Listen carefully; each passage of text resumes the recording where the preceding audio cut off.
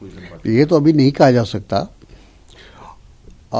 वैसे तो विपक्ष और विशेष रूप से कांग्रेस पार्टी लगातार किसानों के साथ उनके इस आंदोलन में खड़ी है और हर मौके पर हम लोगों ने नैतिकता के तौर पर हो या मोरल सपोर्ट हो, हम लोगों ने हमेशा समर्थन दिया है और आज भी दे रहे हैं। और चूँकि जब सदन शुरू होगा, लोकसभा और राज्यसभा, तो उसमें क्या स्ट्रेटजी होनी चाहिए और किस तरह से ज़ोरदार ढंग से विपक्ष किसानों के पक्ष में आवाज़ उठाए, इसकी बातचीत होगी और ये तय किया जाएगा। आज जो हालांकि कल ऑर्डर इस पर आएगा, जो कॉन्स्टिट्यूशनल वैलिडिटी फार्म्स लॉ को लेकर क्या है, जो पिटीशन उसको लेकर है, कल सुप्रीम कोर्ट इस पर अपना आदेश देगा। देखिए, आज जिस प्रकार से सुप्रीम कोर्ट ने केंद्र सरकार पर फटकार लगाई है, उससे ऐसा लगता है, मुझे उससे ऐसा अंदाज़ा होता है कि सुप्रीम कोर्ट को इस बात का एहसास हो गया कि जिस तरह से किसान यहाँ आकर इस ठंडक में, परेशानी में, बरसात में सारा चीज़ उन्होंने झेला है और लगभग हर दिन दो किसानों की मौत हो रही है, 4 किसानों ने आत्महत्या कर ली। तो इसी बात को लेकर सुप्रीम कोर्ट की जो नाराज़गी थी आज सरकार के खिलाफ, वो इसीलिए थी कि इतने लंबे समय तक अभी तक सरकार की तरफ से कोई ठोस कदम नहीं उठाया गया और यही कहा है कि एक प्रकार से सरकार विफल रही है इस पूरे आंदोलन का कोई निष्कर्ष निकालने में। सुप्रीम कोर्ट ने जरूर ये मुद्दे को संभाल पा रही है, अब उन्हें कुछ करना होगा, लेकिन उन्होंने एक कमेटी बनाने की भी बात कही।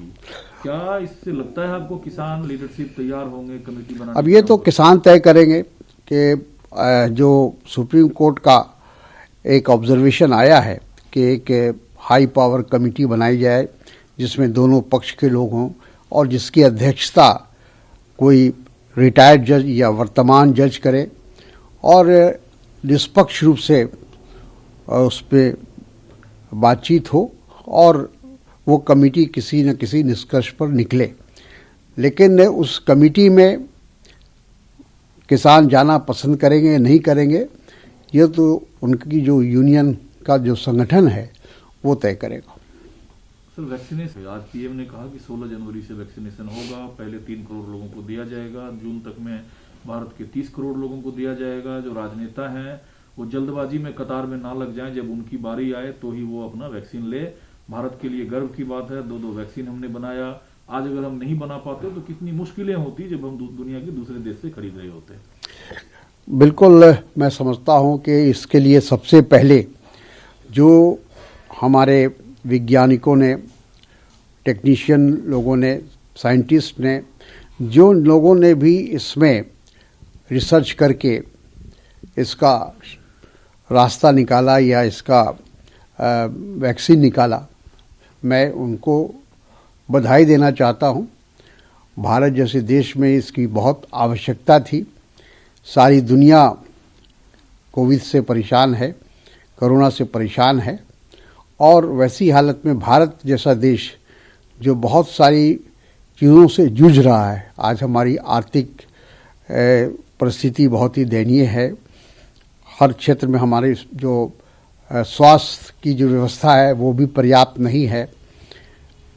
हमारे यहाँ ट्रांसपोर्टेशन की भी दिक्कत है।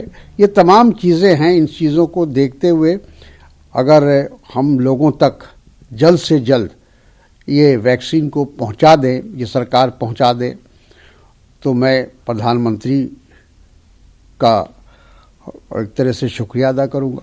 लेकिन सर, जो नवाब मलिक हैं उनका कहना है कि टीकाकरण को लेकर कुछ संदेह है लोगों के मन में। अच्छा होगा कि प्रधानमंत्री खुद पहले इसकी शुरुआत करें तो लोगों का। बहुत अच्छा सुझाव नवाब मलिक साहब का है कि सबसे पहले खुद स्वयं प्रधानमंत्री को लगाना चाहिए और उनके तमाम मंत्रिमंडल के तमाम जो सदस्य हैं उनको लगाना चाहिए, ताकि पूरे देशवासियों को विश्वास हो। जो किसी तरह की भी शंका है उस पर, वो शंका दूर हो जाए और लोग बेखौफ होकर वैक्सीन का इस्तेमाल करें। सर एमएचए ने तो सरकार का कहना है कि जम्मू कश्मीर में 2020 में आतंकवादी घटनाओं में तकरीबन 64% की कमी आई है। ये देखिए, भारत सरकार की ओर से या गृह मंत्रालय की ओर से कोई भी जब आंकड़े आते हैं तो उस पर लोगों का विश्वास नहीं है, क्योंकि ये सरकार लगातार हर क्षेत्र में, चाहे वो आर्थिक क्षेत्र हो, चाहे वो कानून व्यवस्था का सवाल हो या और कोई इश्यू हो, उसमें गलत आंकड़े देने का काम कर रही है।